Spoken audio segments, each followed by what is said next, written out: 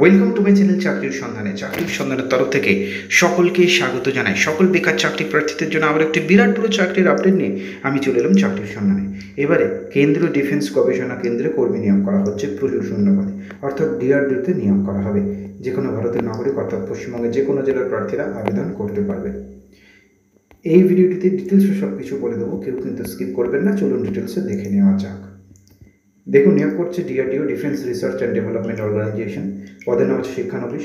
পদের নাম শাখা কি আছে? গ্র্যাজুয়েট শিক্ষানবিশের ক্ষেত্রে electronics and communication, mechanical, computer science. Technician শিক্ষানবিশের ক্ষেত্রে civil, computer science, electronics and communication, mechanical. 50টি শূন্যপদ টোটাল আছে। গ্র্যাজুয়েটের ক্ষেত্রে 10টি, টেকনিশিয়ান শিক্ষানবিশের ক্ষেত্রে 40টি। বয়স সময় উল্লেখ করা নেই অফিসিয়াল বিজ্ঞপ্তিতে। যোগ্যতা কি লাগছে? বিটেক, বিই ডিপ্লোমা করে থাকতে হবে। স্যালারি কি থাকছে? গ্র্যাজুয়েট শিক্ষানবিশের ক্ষেত্রে 12,300 টাকা এবং টেকনিশিয়ানের ক্ষেত্রে 10,900 টাকা স্টাইপেন্ড পাবে। আবেদন করতে হবে ইমেলের মাধ্যমে training.pxc@gov.in। এই ঠিকানায় ইমেল পাঠাতে হবে। আবেদনকারীরা www.drdo.gov.in ওয়েবসাইট থেকে আবেদনপত্র ডাউনলোড করতে পারবেন। ডিসক্রিপশন বক্সে সেই লিঙ্ক থাকবে, সেখান থেকেও পারবেন। আবেদনপত্র টাইপ করে পূরণ করতে হবে, পাসপোর্ট সাইজের ছবি সংযুক্ত করতে হবে এবং ফর্মে স্বাক্ষর করতে হবে। প্রয়োজনীয় যোগ্যতার মার্কশিট এবং পিডিএফ ফরম্যাটে রিজার্ভেশন সার্টিফিকেট সহ পূরণ করে আবেদনপত্র স্ক্যান কপি শুধুমাত্র ইমেলের মাধ্যমে পাঠাতে হবে। প্রার্থীদের হাতে লেখা কিন্তু আবেদনপত্র বাতিল করা হবে, হাতে লেখা চলবে না, কম্পিউটার টাইপ করে করতে হবে।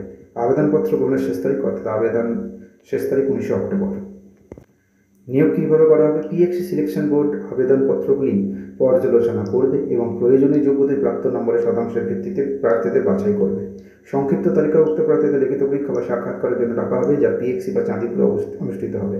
সাক্ষাৎকারের পরে নির্বাচিত প্রার্থীদের শুধুমাত্র ইমেলের মাধ্যমে যোগদানের চিঠি পাঠানো হবে। আর অন্যান্য তথ্য কি? অফার লেটার সহ সমস্ত চিঠিপত্র কেবল ইমেলের মাধ্যমে পাঠানো হবে। প্রার্থীদের দেওয়া যদি ইমেল আইডি অবৈধ, ভুল, তার কারণে পাঠানো ইমেল হারিয়ে গেলে অথবা স্প্যাম বা বাল্ক মেইল ফোল্ডারে ইমেল পৌঁছে গেলে পিএক্সি তার জন্য দায়ী থাকবে না। ইমেল পাঠানোর সমস্ত তথ্য প্রার্থীদের ডাউনলোড এবং প্রিন্ট করে নিতে হবে। আজকের মতো ভিডিওটুকুই।